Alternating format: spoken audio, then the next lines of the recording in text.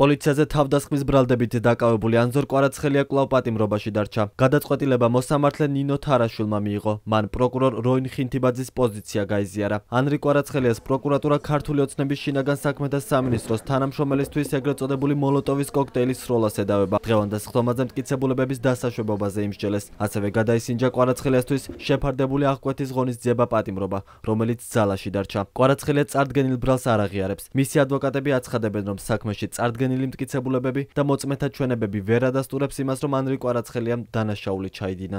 აქციების გარშემო მიმდინარე გამოძიების ფარგლებში კიდევ ერთი დაკავებული 18 წლის საბაჯიქია მოსამართლე ლელა კალიჩენკომ კვლავ პატიმრობაში დატოვა. მას ბრალდება სისხლის სამართლის კოდექსის 353 პრიმა მუხლის პირველი ნაწილით აქვს წარდგენილი, რაც პოლიციელზე თავდასხმას გულისხმობს. საბაჯიქია წარდგენილ ბრალდებაში თავს დამნაშავედ არ ცნობს.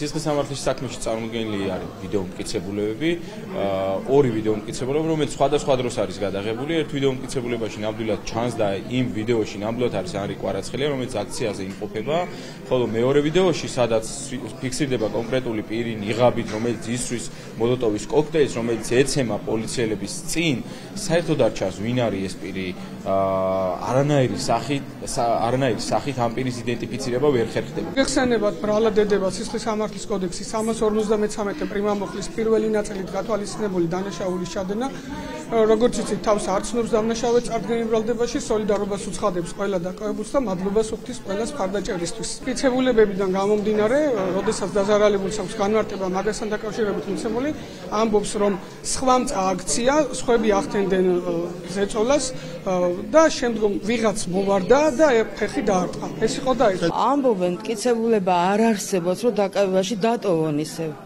და მაინც დატოვეს. ეგ წინა მოსამართლე რაც გამოიტანა, რომ საფრთხე იყო განმეორებითი რამე, იმის გულზე ტოვებენ პატიმრობაში. რაღაცა უნდა დაეკითხა, მაგრამ ხო არ მისცეს უფლება.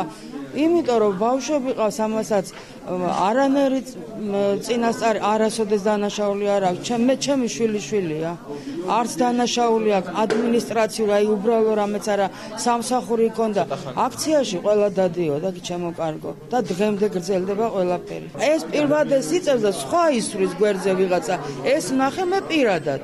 საქმის არსებითი განხილვა 12 თებერვალს 11 საათზე დაინიშნა. ანზორ კვარაცხელია მიმდინარე აქციების ფარგლებში დაწყებული გამოძიების მიმდინარეობისას სისხლის სამართლის კოდექსის 353 პრიმა მუხლის პირველი ნაწილით დააკავეს, რაც პოლიციელზე თავდასხმას გულისხმობს.